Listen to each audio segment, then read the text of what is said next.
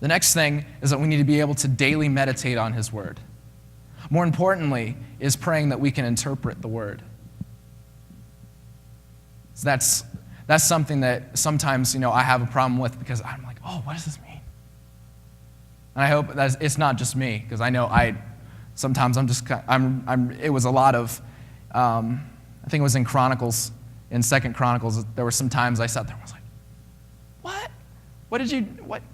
So it's nice to be able to go to elders of the church, and that was, elders, anyone who you feel has an established faith that you can trust in. And that's why it says be submissive. Be humble. Because that's who God blesses, the humble. The next thing is obviously pray. No, you can pray specifically, you can pray with somebody, you can pray about anything. The most important thing that I've learned from the discipleship stuff here at Northern is Philippians 4:6. And I'll actually open that one up because I didn't write that one down. It says, "Do not worry about anything. Instead, pray. Pray about everything. Tell God what you need and thank him for all that he's done." That's going to take, it would take so long to tell him everything that he's done. Like the smallest little things. It's like, thank you that I'm able to take that step, that my ankle's not going to, if any of you know, I've had so many ankle injuries, it's not even funny. And time and time again, I'll be walking somewhere and I'll be having a horrible day, and I'll be like, you know what? Thank you that I can still use my ankles. And that sounds really weird to say, but for some reason that really puts me in my place. Because I think a lot of times we all need that. I know I need that. More importantly about prayer is the next one, is actually, it's a little acronym. It's PUSH.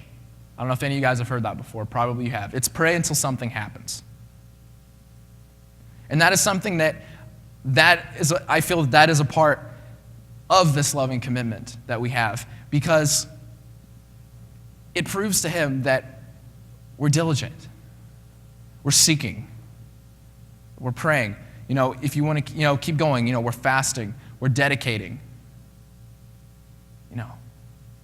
That is what this God is about, this loving commitment. And more importantly about that, tell somebody.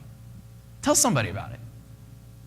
You could sit here and, I could be like, oh yeah, tell the person next to you that I love Jesus, But it's something obviously that goes beyond this. It goes beyond this room. It goes beyond this campus even. It needs to be worn, it's something that needs to be worn on your heart, worn on your sleeve, like rubbed all over your face. So when people look in your eyes, they don't just see Gabe, they don't just see Casanova, they don't see Isaac, they see Jesus. Because as many of you know, whenever we step out there and we call ourselves Christians, people are going to look at us and say, okay, they call themselves a Christian. All right. Prove it. And so that's the moment that you do call yourself Christian, that is immediately just everything starts to attack you. And this is when the only thing that can really pull us out is Christ and our loving commitment to him. Yes. But so in all things you must live, you must breathe, you must worship in the gospel, a continuous one. And I had said this at the retreat this weekend of what worship is. And I actually really must agree. I need to get to the W's, I'm sorry. All right. It is to regard with great extravagant respect, honor, or devotion. It doesn't say music, it doesn't say, it doesn't say singing, it doesn't say, working. It says just, it's God. It is God.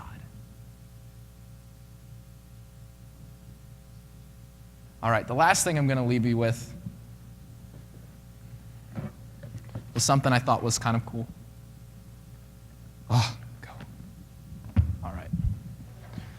You can analyze this as much as you want. This is just, I just did this to see, I was curious as to the Bible itself. All right. We got faith, we got hope, love, grace, pray, Satan, hate, evil, spirit, Jesus, and God.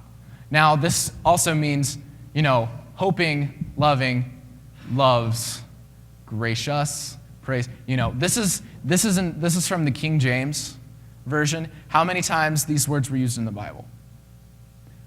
Now, I know someone is going to come up to me later and be like, so I'm going to go ahead and say this, what about the letter A or the? Because actually A is used 9,103 times. And I'll get this, and the is used 61,455 times. Now, as I said, you can sit here and you can say, well, it didn't mean that or it didn't mean that. I was curious, and this is what I came up with. So everybody knows the faith, hope, and love. That was the first thing I thought was kind of cool. And all these things do everything out of faith, hope, and love, but the most important is love. Yeah. But here's the problem. We have hate, we have Satan, and we have evil. Problem. Big problem. Because when you add all those up together, they're way more than everything. They're more than grace alone, by love, by hope, by faith. But when you add it together, because when you add hate and you add evil and you add everything else together, it equals 760. Hold on. It actually equals 800. It actually equals 877. I lied. Sorry. See, I need a loving commitment. I'll admit that right now. We all need loving commitments. We all do. But when you add faith, you add hope, you have love. When you add all of those things into prayer, that equals 1,353.